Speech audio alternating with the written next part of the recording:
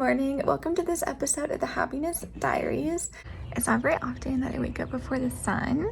So since I did, I wanted to get up, see the sunrise, drink my coffee. So the first thing on today's agenda is to get my homework done, because once it's done, then I can cross another semester of grad school off the list, which is amazing, and I can officially start summer vacation. So in honor of that, we're going to be watching High School Musical 2 while we work, so that I can manifest all the summer vibes. I'm so happy. I just turned in the last bit of my homework, so I'm officially done with school, feeling free, feeling good. So my sister and I are currently painting, and I'll show you what I did. So this is mine. I like to call it the Tree of Life, and it's quite abstract, but it does resonate with me. I love it.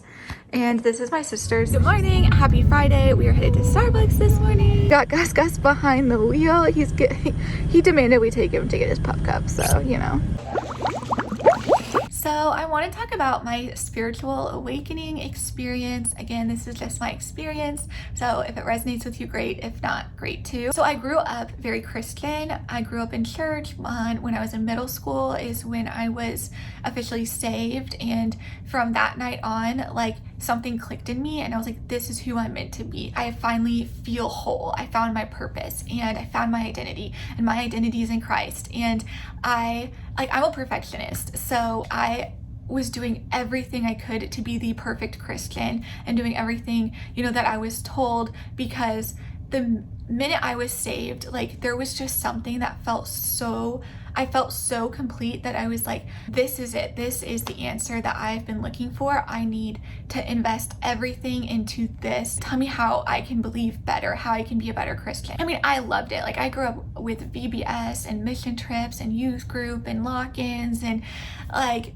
I served at church. I went to Bible studies, and I absolutely love, that is some of my best memories. But towards the end of my time in church, I experienced spiritual abuse, and so I left the church that I was planted in. And at that time, I was like, cool. Like, this was definitely a traumatic experience, but like, I'm gonna do the healing, do the work, get back into church. Like, my faith is stronger than this experience. So I completely thought, like, I'm gonna heal, but I'm gonna like return to the same me. But when I left church, it started this process of me deconstructing my faith, and all of a sudden, like, I just couldn't wrap my head around how everything that I was told to believe and all my beliefs, they were not accurate to my personal experience. And I'm like, how am I supposed to keep believing all of these things when it's not what I'm experiencing? And I just literally could not wrap my head around it. So I just sort of stopped thinking about it, because I just couldn't land on what I believed. I'm telling you, being a Christian was such a core part of who I was that I didn't want to invalidate the fact that I lived with such conviction that this is the truth, like, this is the meaning to life. I don't want to invalidate that, but I can't go back knowing that I'm just doomed to experience the same thing. And so after I left the church and I could not get myself to go back into it, I just kind of stepped away from trying to figure out what I believed anymore. And I just started living life and opening myself up to new experiences. I started experimenting with drugs and alcohol. That was another key component to this, because I was, again, grappling with what do I believe about drugs and alcohol, because I know what I've been told to believe and I know what I'm experiencing with it, and it's not quite matching up. But I also could recognize that when I was being told that if I was using drugs and alcohol, that I was an addict, and I believed that about myself, that I was starting to become that. And that's when I started to really figure out, like, your perception really is your reality. So why wouldn't I hold the perception of my reality that benefits me the most? I just sort of acknowledged the fact that, yeah, when you have a glass and you look at it, and is it half empty, is it half full? Both of those things are true, right? Like, nobody's right, nobody's wrong. It's not about being right or wrong. And when I was trying to reconcile my beliefs, it was so difficult, because it was like, as a Christian, you really believe what you believe is correct. And so it left me in that mindset and thought pattern that there is a right and wrong way to life. And I'm a perfectionist. I don't want to be wrong. So it really kept me invalidating my own experiences time and time again. So once I realized like all I know is that I am my experiences. That's really all that I can be sure of. So let me just go ahead and start validating that. And I found so much freedom in realizing that my beliefs can be unique to me and they can be tailored to me, that they don't have to fit in a box. I don't have to label it. It took me a long time to be able to let go of calling myself a Christian. Now, like, I find so much freedom in saying like, no, I'm not a Christian, but I'm a very spiritual person, and that what resonated with me in being a part of church can still be true to me today. And I can also smoke weed, you know, like I can have both because both make me happy. And if it's going to be my life, if I'm going to be the perceiver of my own reality, like why wouldn't I shape my beliefs to make me the most happy?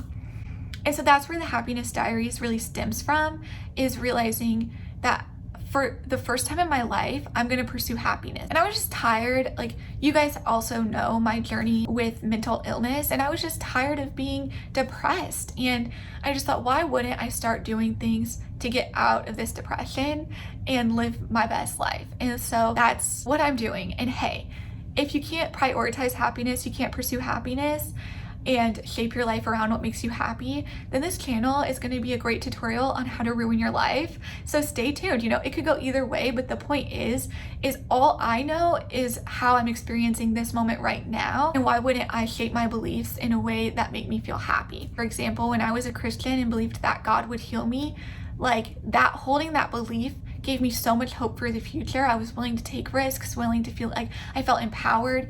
And when I no longer believed in God, and so I therefore didn't believe in my healing, it left me feeling very hopeless and helpless and depressed.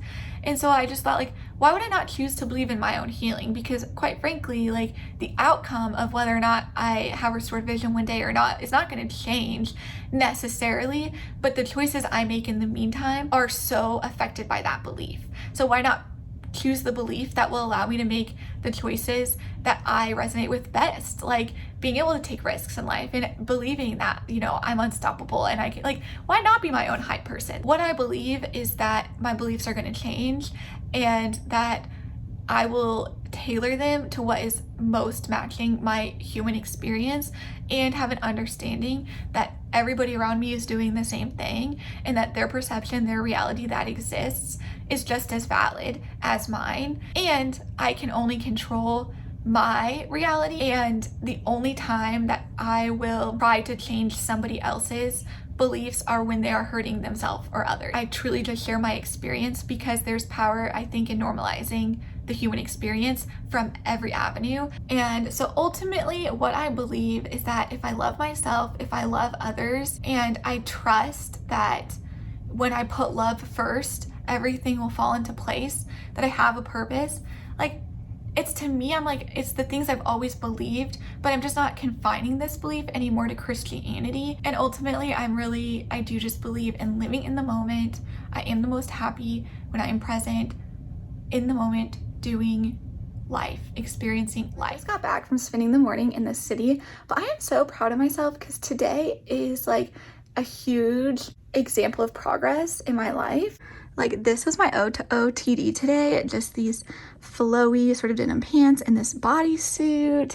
And the past version of me would have never ever felt confident in this outfit, but like I just wore it and it was like, I didn't feel any type of way, like, which is so much proof. Like, I was able to just wear it like any other outfit and feel good in it without feeling like I'm out of my comfort zone or insecure. And like, that just would not have happened in the past. This growth towards self-love and self-acceptance and body acceptance, like, it's working. Saturdays are for the good boys, so we're taking our favorite one on a walk. My sister and I are watching Brooklyn Nine-Nine, and then we're going to just chill. Anyways, thank you guys so much for watching this video. If it resonated with you, please hit subscribe, leave a comment, start some conversation, and I will see you guys in my next video.